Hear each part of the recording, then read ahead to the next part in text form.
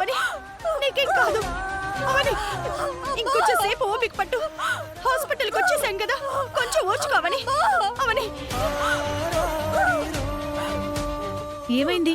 Doctor, sudden గా పురిటినప్పుడు మొదలయ్యాయి. Delivery date ఎప్పుడు ఇచ్చారో ఏమైనా గుర్తుందా? ఈ వారం రోజుల్లోనే డాక్టర్. ఓకే, ఎమర్జెన్సీ వార్డులోకి తీసుకెళ్ళండి.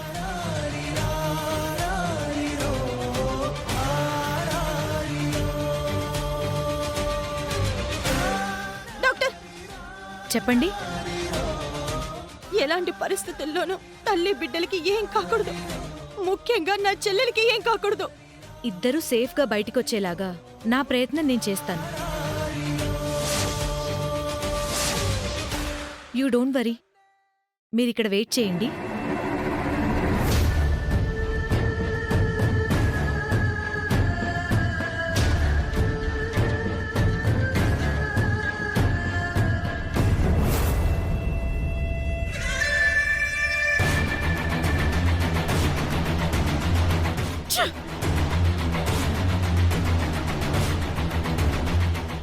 ఈ హాస్పిటల్కి తీసుకొచ్చావు కదా సుజాత, ఇప్పటి వరకు నువ్వు నడిపించావు. మిగిలిన కథను నేను నడిపిస్తాను. ఇప్పుడే ఇంటికి వెళ్ళి అత్త దగ్గర డ్రామా పండిస్తాను.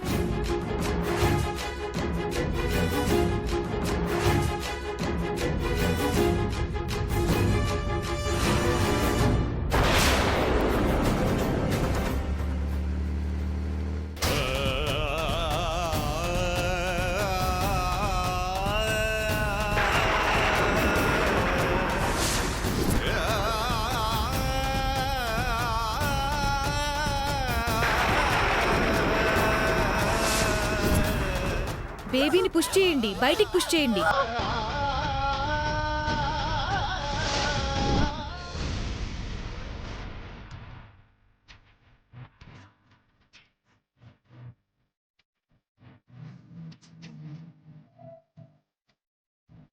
బావా, ఏంటా సౌండ్? కాస్త నిదానంగా తిను. నీ దగ్గర నుంచి ఎవడు లాక్కెళ్ళడు. అబ్బబ్బబ్బబ్బా, అరవకండి. ఎంత అవసరం వచ్చినా మనతో చెప్పకుండా బయటికి వెళ్ళొద్దు అని చెప్పాను. అయినా సరే అలా ఎలా వెళ్ళిపోయింది? పోనీ నన్ను వెళ్ళి వెతకమంటారా? నీకింట్లోనే ఎవరూ కనిపించట్లేదు, బయటికెళ్ళి ఏం వెతుకుతావు? నాకు కళ్ళు లేవన్న సంగతిని మర్చిపోతున్నాను. బావా, నాకో డౌట్. నీకు నిజంగానే కళ్ళు పోయాయా, లేదంటే ఇంటి పనులు తప్పించుకోవడానికి మా అందరి ముందు యాక్టింగ్ చేస్తున్నావా? ఎంత మాట అన్నావు కృష్ణ? ఎక్కడున్నావు? ఎక్కడున్నావు? ఎక్కడున్నావు? బావా, నీ ఎదురుగా ఇక్కడే ఉన్నా. కళ్ళున్నాయి కానీ చూపు లేదు. కావాలంటే చూడు. అవును బావా, నువ్వు చెప్పింది నిజమే. నీ కళ్ళు నెత్తికెక్కాయి. నాకు ఇలాంటి గతి మీ వల్లనే పట్టింది, కానీ బయటికి చెప్పుకోలేరు. మాట్లాడుతున్నావు బావా, అరవకు. ఇప్పుడైనా నమ్ముతావా? నమ్ముతున్నానులే, ముందు కళ్ళజోడు పెట్టుకో. అబ్బబ్బా, ఆపండి మీ గొడవ. అవని ఏమైందో తెలియక మేం కంగారు పడుతుంటే మధ్యలో మీ గోలేంటి? అవనిని వెతకడానికి నిహారిక వెళ్ళింది కదా, తనొస్తేనన్నా ఏదైనా తెలుస్తుంది.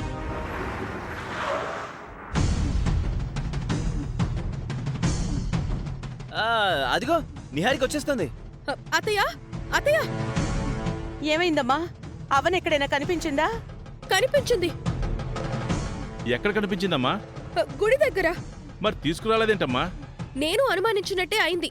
సుజాతని కలవడానికే వెళ్ళింది.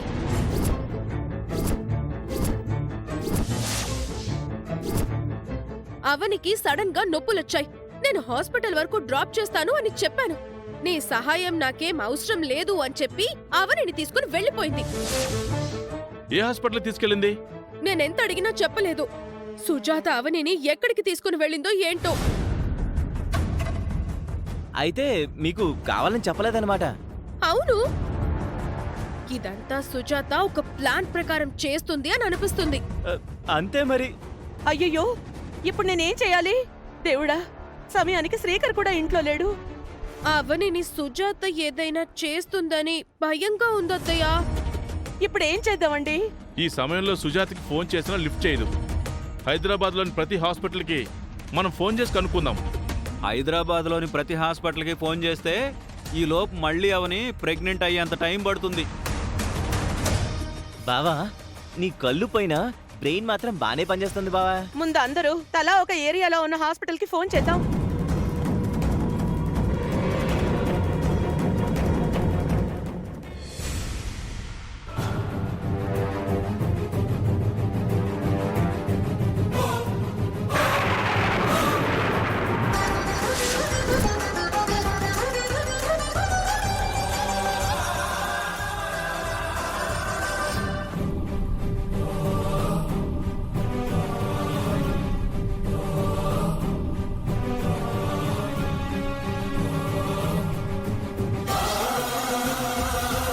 పిల్లల్ని కంటే తనకి కష్టాలు తప్పవని జంగమ్మ దేవర చెప్పారు.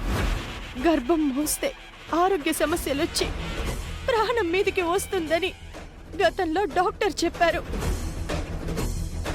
అయినా సరే నా మాట వినకుండా ఇంతవరకు వచ్చింది. ఆ ఇంటికి ఎలాగైనా వారసుల్ని ఇవ్వాలని భీష్మించి కూర్చుంది. అలాగే ఆ అత్తకి కూడా మాటిచ్చింది.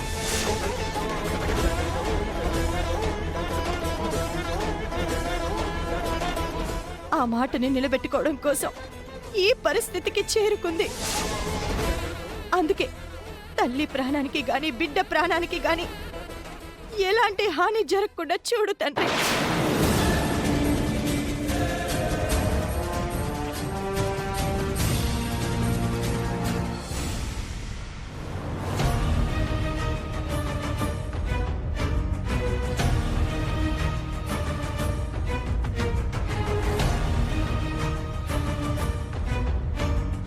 బంగారం, ఏంటి?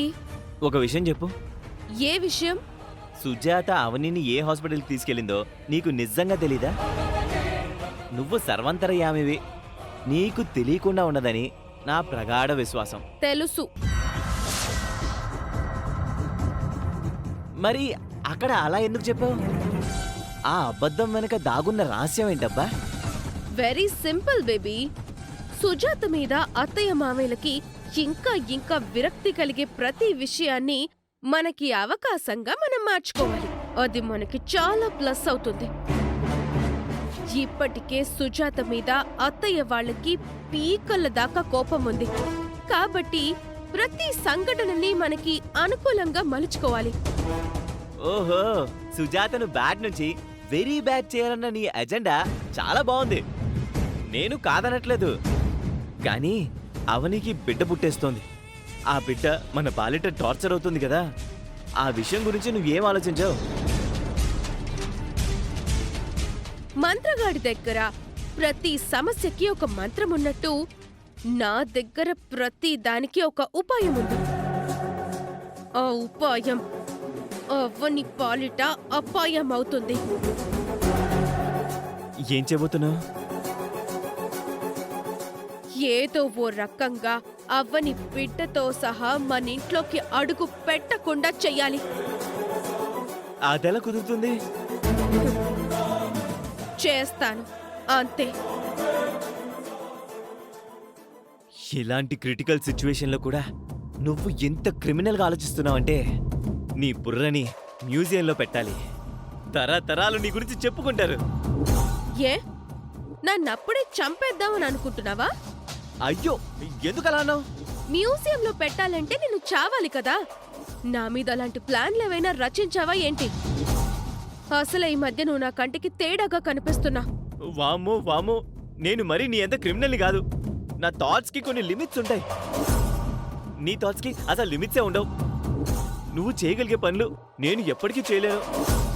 ఇదిగో, ఇప్పుడు అవని విషయంలో నీ ప్లాన్ ఏంటో ఆలోచిస్తుంటేనే నాకు భయంగా ఉంది.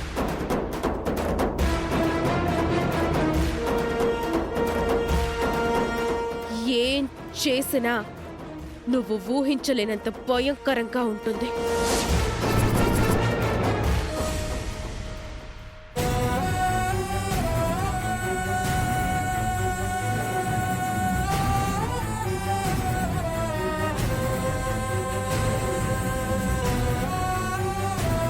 అవనికి పిల్లలు కలిగే యోగం ఉందమ్మా. ఆ సంతానం అవని పాలిట ఓ గండంగా మారబోతుంది. పుట్టబోయే బిడ్డ వలన అవనికి కొత్త సమస్యలు చుట్టుముడతాయి. అవని బిడ్డకు జన్మనివ్వబోతున్నందుకు సంతోషించాలో, బిడ్డ వల్ల అవని కష్టాల్ని ఎదుర్కోబోతున్నందుకు బాధపడాలో అర్థం కావడం లేదు. ఇప్పటికే చాలా హాస్పిటల్స్ కి కాల్ చేశాం.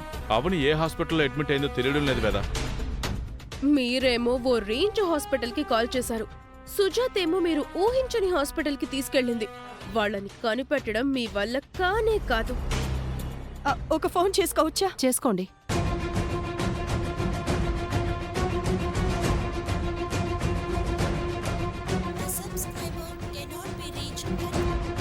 సుజాత నంబర్ కూడా కలవడం లేదు. మరి అవని గురించి తెలుసుకునేది ఎలా?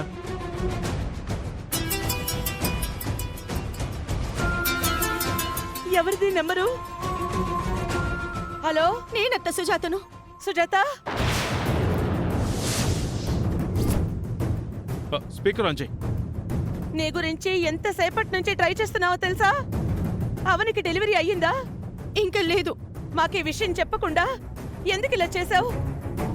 నిహారిక హెల్ప్ చేస్తానన్నా వినిపించుకోకుండా ఎందుకలా తీసుకెళ్లిపోయావు? ఆ విషయాలన్నీ తర్వాత మాట్లాడుకుందాం. నేను హాస్పిటల్ అడ్రస్ చెప్తాను, మీరు తొందరగా బయలుదేరి రండి. చెప్పు.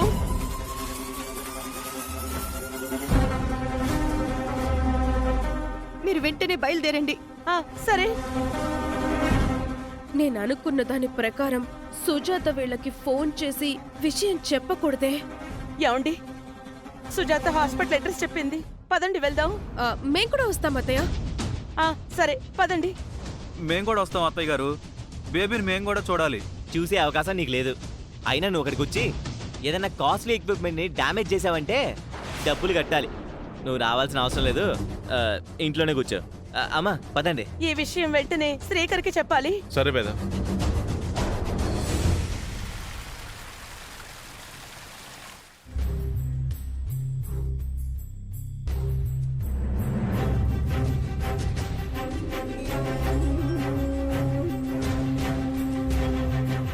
ఈరోజు వర్క్ ఫినిష్ చేసుకొని రేపు హైదరాబాద్ వెళ్ళిపోవాలి. ఎందుకంటే అవని డెలివరీ టైం దగ్గర పడుతుంది. ఏ సమయంలోనైనా పెయిన్స్ రావచ్చు. అవని ఏం చేస్తుందో.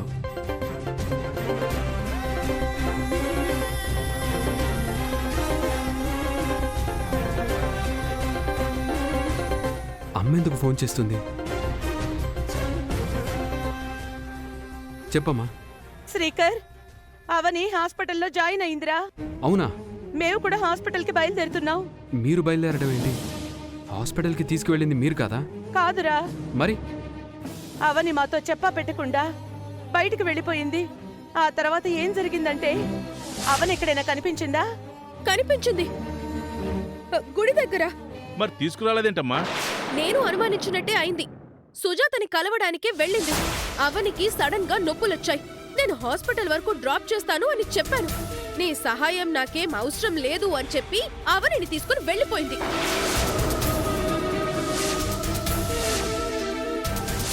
అవని ఏ హాస్పిటల్లో జాయిన్ అయిందో అర్థం కాక సిటీలో సగం హాస్పిటల్స్ కి ఫోన్ చేసి కనుక్కున్నావు.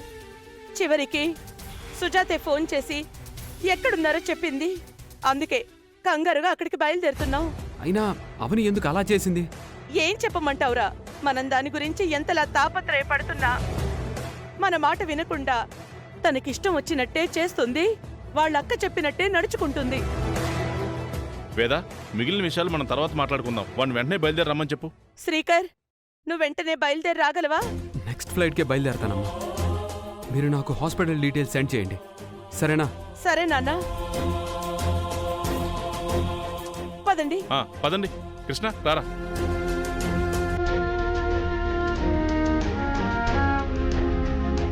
అందరూ బయటికి వెళ్ళారు. ఏదైనా మాట్లాడాలనుకుంటే ఇప్పుడు మాట్లాడొచ్చు. ఏం మాట్లాడమంటావు? మంచి మంచి ఇంట్రెస్టింగ్ ఎపిసోడ్స్ అన్నీ నా చూపు పోయిన తర్వాతే జరిగిపోతున్నాయి. తొందరగా నా చూపు వచ్చినా బాగుండేది. నీ కళ్ళు పోవడానికి కారకులు నిహారిక కృష్ణలు కాబట్టి నేత్రదానం చేయమని ఇద్దరిని అడుగు. చెరొక నేత్రం దానం చేస్తారేమో. వాళ్ళకి అవసరమైతే నా కిడ్నీలు కూడా లాక్కుంటారు. అలాంటి జగజ్జంత్రీలు వాళ్ళు. అవని డెలివరీ ఎపిసోడ్లో ఎన్ని ట్విస్టులు ఉంటాయో ఏంటో.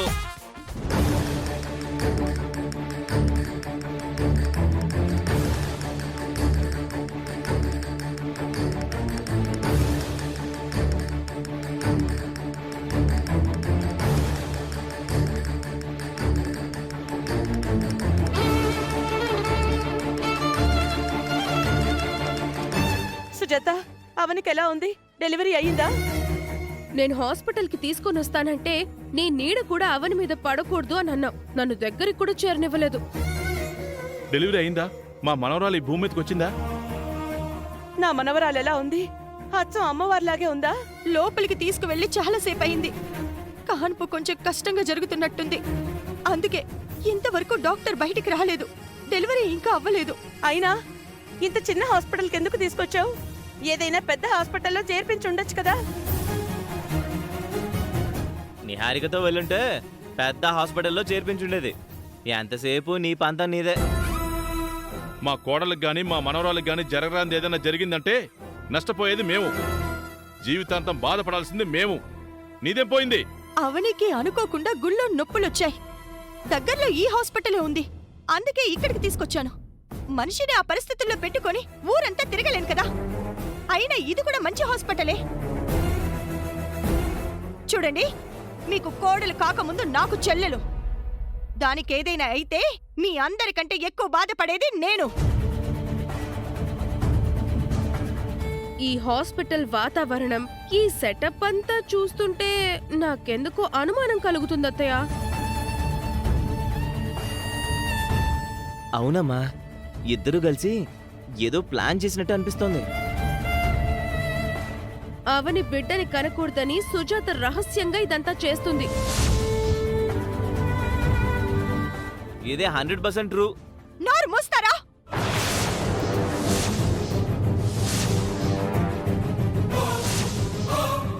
నాకు అలాంటి చెడు ఉద్దేశమే ఉంటే నేనే ఫోన్ చేసి ఎందుకు రమ్మని చెప్తాను. దాందే ఉంది. నీ మీద ఎలాంటి అనుమానం రాకుండా ఉండడం కోసం కూడా అలా చేసుండొచ్చు కదా. ఇది 200% ట్రూ. మీలాంటి వెధవ బుద్ధులు నా దగ్గర లేవులే. పిల్లల్ని కనొద్దు కనొద్దు అంటూ తెగ గోల చేసావు కదా. నిన్ను అనుమానించకుండా ఎలా ఉండగలవు? వీళ్లతో కూడి మీ బుద్ధి కూడా చెడిపోయినట్టుంది. మేము అన్న దాంట్లో తప్పే ఉంది. తప్పు ఉంది.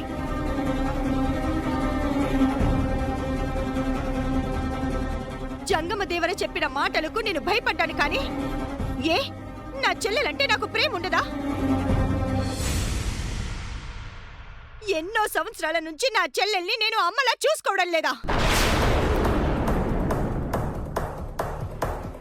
డాక్టర్, నా చెల్లెలికి ఎలా ఉంది? కాన్పు అయ్యిందా? మరి పాపం తీసుకురాలేదేంటి? మీరు సైలెంట్గా ఉండకండి. అసలే మా అందరికి నరాలు తెగిపోతున్నాయి. వంశోద్ధారకురాలను చూడాలనుంది. తొందరగా చెప్పమ్మా. కాన్పు విషయం చాలా క్రిటికల్ అయింది. ఫైనల్గా కాన్పు అయితే జరిగింది. కానీ కానీ అవని అయితే బాగానే ఉంది. కానీ బేబీ ఏదైనా అనారోగ్యంతో కానీ లోపంతో కానీ పుట్టిందా? కాదండి, మరి బేబీని కాపాడలేకపోయాం. పాప చనిపోయింది.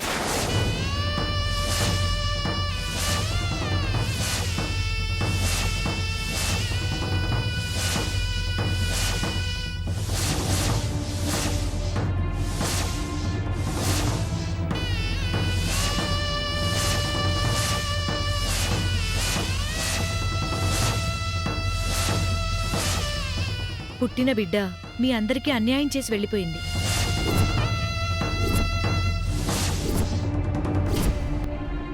పుట్టగానే తనకి నిండు నూరేళ్లు నిండిపోయాయి. అలా జరగడానికి వీల్లేదు.